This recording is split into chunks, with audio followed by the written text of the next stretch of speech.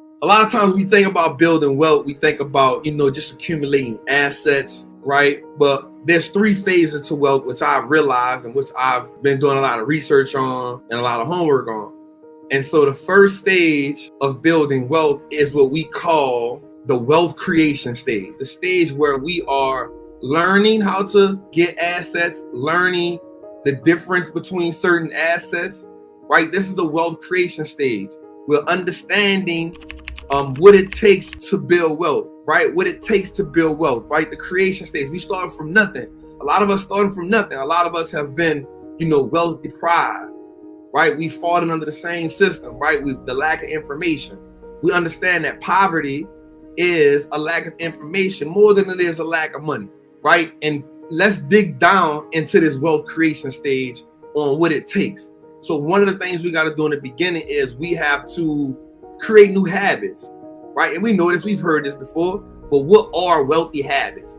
So we cannot, listen to me when I say this, we cannot defeat what we cannot define, right? In order for us to build wealth, we got to tap into what is it that's stopping us from creating wealth. So we cannot defeat the poverty mindset if we cannot define what it is that caused it.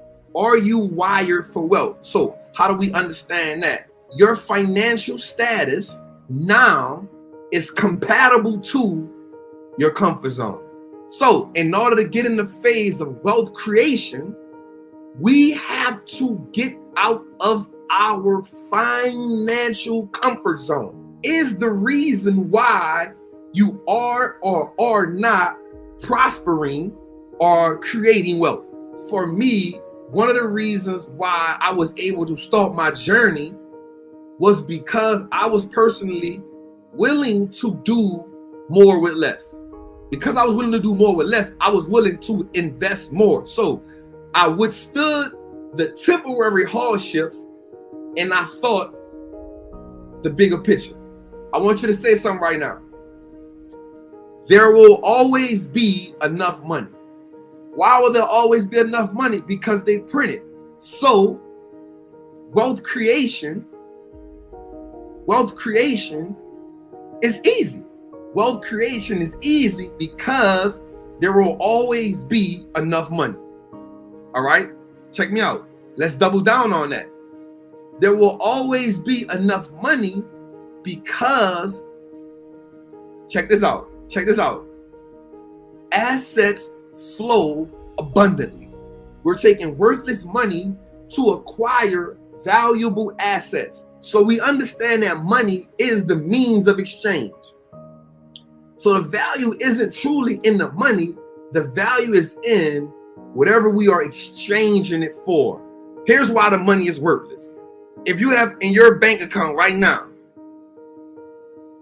if you had a balance of negative $10,000, what would it take for the money in that account from red to green? Because as of right now, the money that you put in is no good because you're $10,000 in the red. So in order for that money to become good, you need $10,001. The reason why the money is worthless is because America is $30 trillion in debt and counting. Why and counting? Because they keep printing money, right? They keep printing money. But because we're in America, there's a reason why the wealthy people of America, check me out, they're plus overdraft fees, correct.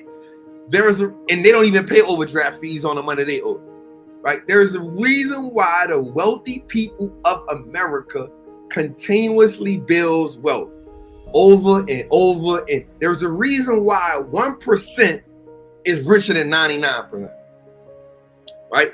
There's a reason why 1% is richer than 99%. Because here's what 1% realize. Here's what the 1% realize. If you go look at the wealthiest people in the world, you will see that they all have one thing for sure in common. The one thing for sure that all the wealthy people have in common is this. 60 to 70% of their wealth is tied to assets and not money.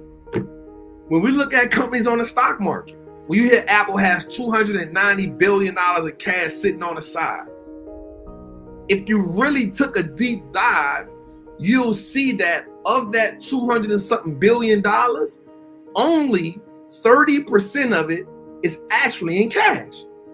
The other 70% is in bonds and other assets that are due in a year or less.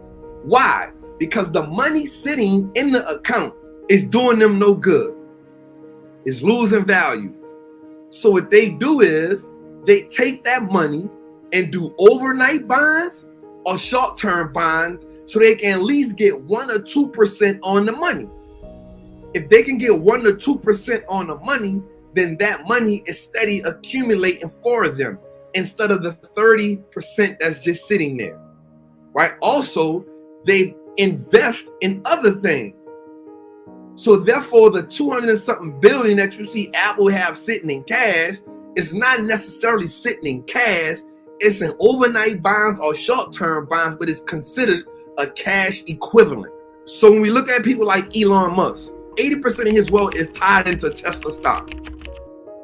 This is why you can see him lose 400 million in a day and make 2 billion in a day. Why? This is why he went from being worth 20 billion to 200 to wherever he worked now in a 1 year time span, is because Tesla stock ran up and then it split and it ran up again. Because he owns that much of Tesla, his personal wealth is tied to the stock. Let's dig into the wealth creation. In order for us to create wealth, the first thing we got to do is this. Hear me out. We have to identify what wealth looks like to us. The wealth has to have an identity. If your wealth doesn't have an identity, it will diminish. Listen, the first stage is so important. The first stage of building wealth is the wealth creation stage is so important. We can't get to the next stage, which is accumulation of wealth, and we can't get to the third stage, which is preservation of wealth, until we first tackle the first stage, which is wealth creation. So many people teaching so many different things. You trying to gravitate to everything at one time, you're not gonna make it happen. Right? So when people come to Trap, what do you look like? Well, for me, wealth is one, majority of my wealth will always be in the stock market. That's for me. I can handle the risk and everything that come with that. My savings account is the SP 500. That's a savings account for me. So that's a plan and pillar that I'm gonna pass down in my family SOPs. Right? But you may ask Matt, the mortgage guy, and he may say, well, wealth for me looks like more real estate than stocks. So let's talk about some of the things, the mindsets that we got to break. Right? So I'm gonna tell you one of the most traumatic experiences that we've all had with money. Putting your money in a savings account or putting your money in the bank. That is one of the most traumatic experiences you can ever have. This is one of the most traumatic experiences that you can ever have. So the first thing you do is you trade your most valuable asset, which is time, for a depreciating asset, which is money. Right? I want you to understand that money is a depreciating asset. Trap, what is a depreciating asset? A depreciating asset is an asset that continues to lose value, so it's no longer an asset. So if we understand that money is a depreciating asset and time is the most valuable asset, right? It put us in a situation where we've given up our most valuable asset for a depreciating asset to put it in a bank or institution that leverages our money that we worked hard for. The bank leverages the money that you work hard for, give you pennies on a dollar, and the bank can take your money and make millions, and then charge you a fee charge you a fee if you, one, spend too much money. So at this point, the bank now makes more money off your money than you. When you've put in the hard time and work. And then here's the dope part. While they're making money, because once you put the money in there and once you sign up for the bank account, you legally give them the right to use your money. When you go to the bank and put your debit card in there and it gives you a balance, it's only giving you a digital balance, because the money that you say is they say is not really there. The bank, by law, fractional reserve banking, can use 90% of your liquid cash as long as they leave you with 10%.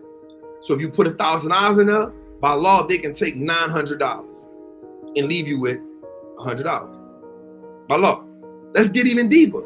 Once they lend the money out, the money that they have on paper saying that your money is there is actually losing value because they printing more money. Which is why if you look at the stock market today, they say inflation went up by 7%. That means the money in the bank has lost value. That means everything now costs 7% more than what it costs. Which is why used cars went up, homes went up, goods went up. Which is why now the Federal Reserve is saying, yo, we got to do rate hikes. Well, why do they have to do rate hikes? They have to do rate hikes now to now try to stabilize the dollar, because inflation has went up so much because they printed so much money.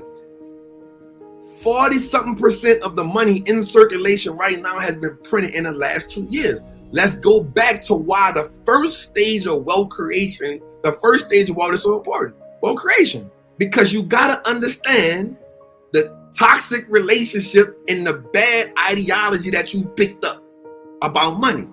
So once we understand now that the money in the bank is probably the worst thing we can do with our money. This is why I personally I only have a little money in the bank. Majority of my money now and for the last has been in the stock market.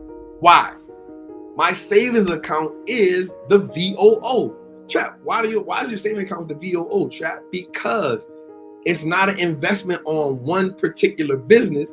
I am now investing in 500 businesses, the 500 best businesses in America that's public.